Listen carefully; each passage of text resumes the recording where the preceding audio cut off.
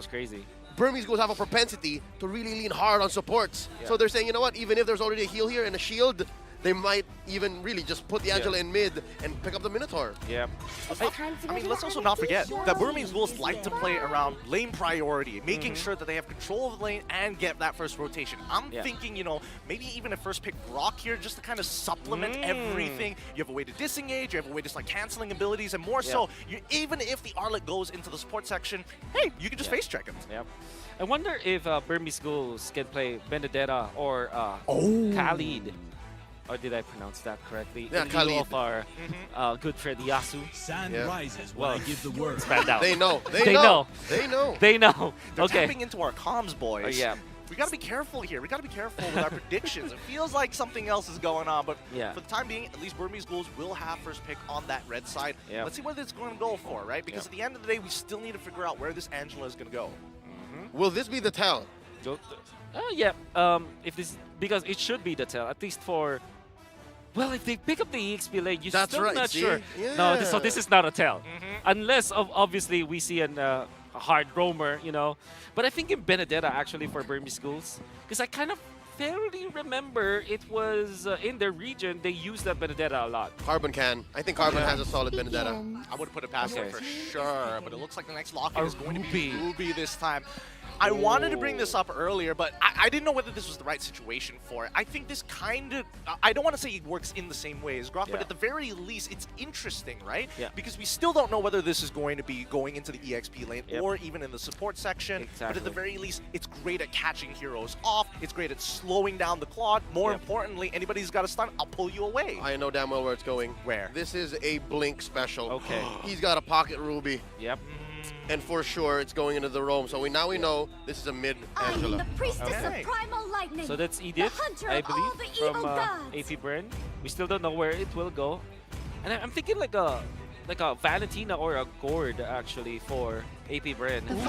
Lord, I think Valentina is the safer pick. no, right? Varia. So even more safe, right? Instead of making sure that Edith is the one opening up the map, you can do it yourself from a safe distance. Oh, AP Bren has so many ways to engage. How much range and diversity do you want? Yes. I think Burmese Ghouls can still pick up the Joyce banned out, but something like a Lancelot perhaps or a So or you a pull Fanny even. a Lancelot Fanning, so you pull the switcheroo, you send the Guinevere or the Ruby into the XP? Yeah, because you already have two ways to kind of check the bushes. We have the Guinevere, for example. You also have the Ruby. I think the Ruby is a nice touch coming out from Burmese Ghouls because it's technically anti-assassin, if you think about it, because you can check the bushes and you can also lock him down with a combo. But that sounds like a Baksha, actually. Yeah, it looks like Oh, a is gonna be Uranus. Uranus this Alright. time round. Okay, so pretty standard overall. We got a sandbag up in the EXP for the side of Burmese Ghouls, and honestly, this is playing very much towards their style. Lane control, right? They needed a support that helps with that mid lane, and they've got exactly that on top of the fact that they've got the Uranus. And we know where the damage is coming from. It's clearly coming from Stitch. It's a lot of belief, a lot of faith in his consistency. You know, I think I like the Uranus because there's no legitimate Uranus killer from the side of AP Bren. But at the same time, they are putting all of their damage eggs in the Stitch basket. Exactly. It's And all then in Stitch. It's all the Stitch. Wow! It's all in Stitch. Don't look at me with those eyes. I know you're gonna make me crack up. But so far, considering what the counter index is, it definitely feels like it's in one team's favor compared to the other. We're gonna go deeper into this topic as we start and initiate our very first match here in the Land of Dawn at the M5 World Championships. It's AP Bren up against the Burmese Ghouls. Welcome to Can't Mobile imagine Legends. that the early game should be the target here for at least for Burmese Schools. They want to secure this because they're rocking the Brody with the Angela. And I'm actually thinking, like, what should be the good vehicle for the Angela? Obviously, you want to do it with the Gwyn, but at the same time, the Gwyn is more of a very committal, or it's like a kiting kind of hero where you commit your ultimate to get out. You don't really necessarily stay in front. So maybe it's the Brody that should be the vehicle now for Burmese Ghouls, because at least you maximize the effect of the Angela on this Brody. I mean, from the way that I see it, woo, early flicker Wow. coming out from Blink X just for Litho Wanderer. It's not going to be a big deal for now. He's not going to reach level 4 in time for the upcoming Turtle, but at the very least, we know where Burmese Ghouls are going to be leaning towards on the map. Something is bothering me. The fact that AP Bren are investing in Wilderness Blessing, they're going to have so much faster rotations, and that's going to exacerbate the fact that they have so much range. That's going to be another problem that the Burmese will have to deal with. I mean, it's one of those situations. We even saw this during the wildcards that a majority of teams towards the last few days started switching over to Wilderness Blessing because it just shows how important it is to win out these neutral fights. Oh, wow. Nico can't even catch a break. Ogwin and Kyle steal away his small camp. Okay. Now, this means that AP Bren are in a very comfortable spot. Because I think that they have the better late game. They have the Varia as well as the Cloud. Very strong in the latter portions of the game. And the fact that they are not getting invaded by Burmese Ghouls, especially this Nolan, I think this is a good sign. But obviously, everything will change come the first Turtle fight.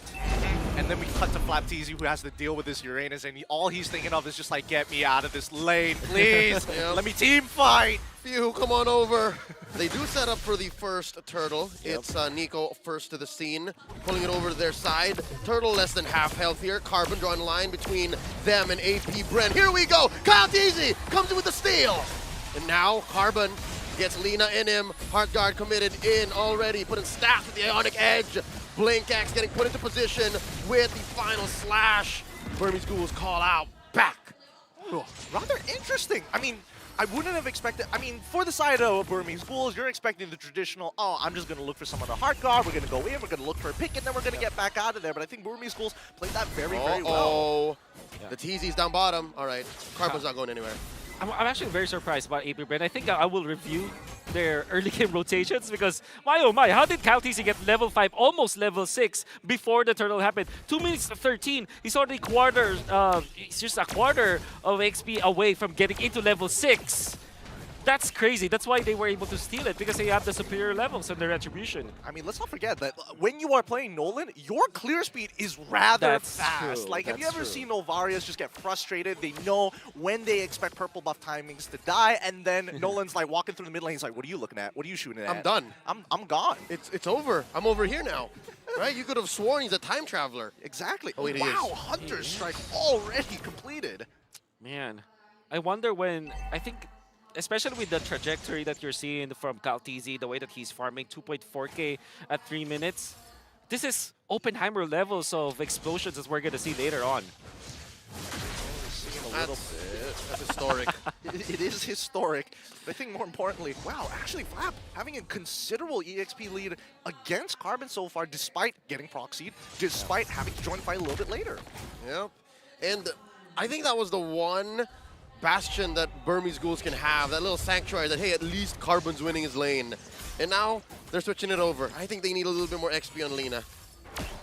How can they actually go with this? Especially since Kyle, he's not letting Nico have a good time. Whoa! Comes in with the Requiem. Did Kyle TT steal? Oh, he did! He did. Nico hesitated on the retry. But this means that he has the retribution for the Turtle. That's so. right. Coming in. This is about to blow up. Lord here, approaching half health. In comes Flap TZ. Stitch coming in from the side, dealing damage. Nico holding his retry strong, and they go get it. That's one Turtle apiece for both BG and AP Bren. I love the decision making coming in from the side of AP Brand. They understood the assignment. They recognized the situation wasn't their favor. Whoa! And Lina is going to be first blood for the side of AP Brand. That was quick. That was the one thing that you gotta do, hide the Angela from the Nolan. And Kyle found him. I mean, we're talking about hustle. This man doesn't stop making good decisions. They pushed out. The mid lane is already chunked down to 10%. He even gets first blood down on that bottom side. He is active. Yeah, you can see Ogwin already positioning himself to defend Super Marco. Now AP Brent can leave the Nolan just, roaming around. It's far too farmed. Even when he didn't get the second Turtle, because of the amount of farm and the first blood that he was able to get and the number of creeps, jungle creeps that he was able to take away from Nico, look at him. He is level 10 compared to a level 8 Guinevere. He's always doing something. And he knows that this is the right thing to do against Burmese Ghouls, who are an initiative-based team. They want to be able to do the thing one after the other. 1, 2, 3, 1, 2, 3. It's up to their timing. But right now, it's Burmese Ghouls who's following AP Bren's flow. I would have considered that maybe the Burmese Ghouls were going to start getting some momentum during the mid-game, but right now, just the raw smothering coming out from Kyle TZ alone, and the supplement of these fast rotations, making it really tough for Burmese Ghouls to find holes. And Guinevere is a jungler that you can count as a utility, but it still is purple buff dependent. So it's a very unique situation. Yeah, surely Guinevere is a pretty strong jungler now, but she's both farm dependent as well as utility, which is usually you can see only one or the other. But because of the fact that all of the purple buffs were taken away from him, Nico is going to have a very bad time in the mid game. Speaking of which, I mean, we're looking at mid lane Carbon. Might just get caught out here. Coming in, the conceal committed, final slash. Carbon gets the heart guard in him. Lina to the rescue. This Uranus ain't going anywhere. Blink holding this pixel brush, spotted by the Astral Echoes. Turtle getting beaten down. Burmese Ghouls pushing forward. Flap Easy from the back looking for an angle. Nico wants to get it. Retribution is good. Nico scores it, and down goes Lina. That's a blazing duet considerably, dealing a lot of damage early on. Blink goes down. Ogwin gets the kill. Ogwin still staying in the vicinity. Carbon goes 3-0. AP Bren 3K ahead. Man, that was such a clean fight coming in from AP Bren. I mean, at the end of the day, Burmese Ghouls got the neutral objective, but at what cost? They would eventually get their orange buff, I believe, Nico. And Stitch stayed alive. So those are just some consolation prizes for Burmese Ghouls, but Gideon painted it well. It was a perfect team fight coming up from AP Bren. They abused the fact that Burmese Ghouls needs to get in and get out. It's like a kiting kind of a team fight formation for Burmese Ghouls, and we are going to see it through the replay. A little bit of a clash happening down. We'll see later. Look at that beautiful retribution, but after the initiation coming out from Nico, there's no follow-up because Stitch was zoned out by two members of AP Bren. Yeah, surely the Brody didn't die, but he didn't fulfill his job, He didn't basically. get to do the thing. Which you need to do it as the Brody in the early game. Oh, it's tough. Coming okay. in. Got the stacks in. Not going to commit everything. Burmese Ghouls playing with the range. And I think that's what also helped AP Bren win that perfect team fight, as you gentlemen were saying.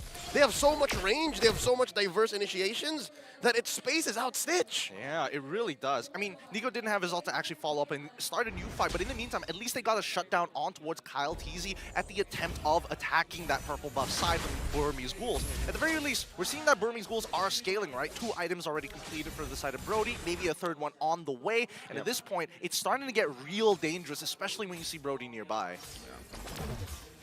Okay, not only for AP Bren, but at the same time, Burmese Ghouls, if they just realize that this is actually their power spike, they need to make the moves now. Fortunately, they have this Uranus that can actually be the vision provider around the Lord area. And the fact that they have taken out the turtles rather quickly, this means that the Lord is spawning also rather early. Oh, and AP Bren know that this timing is key. Blink looking to get into that, because AP Bren, they have the advantage coming in. They catch one. Ogwin in the skies. Carbon gets his eyes on him. I'm offended. They're trying to burst down the Roamer. They're trying to take down Edith, and the Lord gets reset. AP Bren calling it off. I like this plan a lot, honestly. Oh! Final slash coming in. Carbon, he's in jeopardy. Gets the heart guard in just in the right time. 5th of his health coming back up, down to half. Nico commits. Both teams playing footsies, dancing around the Lord. And oh, so many ults spent from both sides, but neither have the advantage. Ogwin gets the Earth Shatter. Lord at half health, pulled just about an inch out, gets another reset. Stitch, a 1/3 of his health left. Not a good fight. Wow, the first reset was great from AP Bren. I think it was very smart. The second reset is weird, but now Burmese Ghouls, oh, they reset because they know that their lanes are in their favor. I mean, they found it. It might even get picked. Blink, oh, gets spotted, gets bursted down. Super Marco gets the kill, and they're still going. Carbon keeping up, playing footsies with 3. In goes the old count. Easy gets the Lord. This should be a retreat from the Burmese Ghouls, and they get sent down into the ground, but not for long because Carbon's still alive. Oh, gets taken down. Stitch as well in the back line. Few gets him. Flap Easy punished by Lina, but it's just too little too late. Ooh, what a great bait coming in from Super Marco to actually force in one more kill from the side of the Burmese Ghouls. He was playing on a fine line. What a reset coming out from AP Bren. At first glance, you would think that the second reset was weird, but then if you look at the map, the lanes are going to be pressured. against Burmese Ghouls side, and that meant that Burmese Ghouls needed to disperse. And then AP Bren also took advantage of the massive XP difference. County was level 14, while Nico was just level 11 during that Lord fight, and there was really no chance. And despite that gap, they still managed to find Nico with the knockup coming out from Oakwen, making it a no contest at all. For the Retribution battle, AP Bren with a massive Lord Dance. I mean, the crazy part about it all is the fact that AP Bren gives so much Whoa! respect. Oh, he's fine, but oh wait! Got the Purify in. Big fight coming up. Final slash puts Nico right under the ground, taking a dirt nap while the rest of AP Bren destroy that inhibitor up top. They're moving along. Lord's still standing. I'm telling you, AP Bren are playing so respectful. I feel like in these types of situations with this kind of a lead, they start getting right up into your face. But against Burmese Ghouls, they're forcing out resources. They're starving them out. They're trying to burst down Stitch in the middle of their base. Oh, there's an onward. Carbon gets sent into the skies. Hard guard into him. Super Marco still barreling away. Blink looking for the pull. Still does not have the ult. Flapteezy down. Torn apart memory, tearing him in half. Super Marco very low. Carbon still alive. A tenth of his health. Oh, he goes. Phew. Takes him down. 1 for 1. Oh man, Few just literally showed how much gold they have when it comes to advantage. That's just skill number 2, and he gets so much damage with the Impure Rage against the Uranus. And I believe that Carbon is not yet that farmed, especially because he's struggling. I mean, like, he needed to secure the front lines for the team. That meant that a lot of farm might have been taken away from him.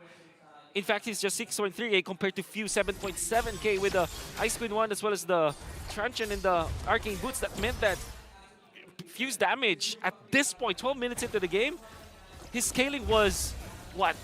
It was quickened. This is difficult because we're looking at what, 13 minutes in, right? Starting at the 6 or 7 minute mark, AP Bren has flexed their range diversity. And so far, Burmese Ghouls, we called it in the draft, right? They're really only relying on Stitch. Yep. And there's only one way to go about this. They've been trying to put some damage on Carbon with the Heart Guard, and now they're forced to do it. Oh, in a defensive manner, Stitch gets the Heart Guard on him, and they're gonna burst him down. Stitch goes, the first casualty. Now Blink. Oh, Super Marco blasting him, point blank, survives, but only for a second more as Super Marco still eventually gets his man. Nico in the back line trying to take down Flapteezy, gets him. 2 for 1, the trade so far. Burmese Ghouls back inside their own base. It's Lena and Carbon defending. I mean, when does this team stop, right? Carbon, he's gone. There's nothing he can do about this. They're looking for the end. Oh no, the base is up next. That's a double kill for Marco. AP Bren welcome the Burmese Ghouls with a victory. Game 1. Woo, what a game secure coming in from the side of AP Bren. Like, initially it was a back and forth, and then all of a sudden, you feel the growing snowball. You feel the way that they are just smothering you each and every attempt that you make. I felt that the AP Bren were the snakes, were the pythons actually, where they just constricted slowly and surely, taking the breath away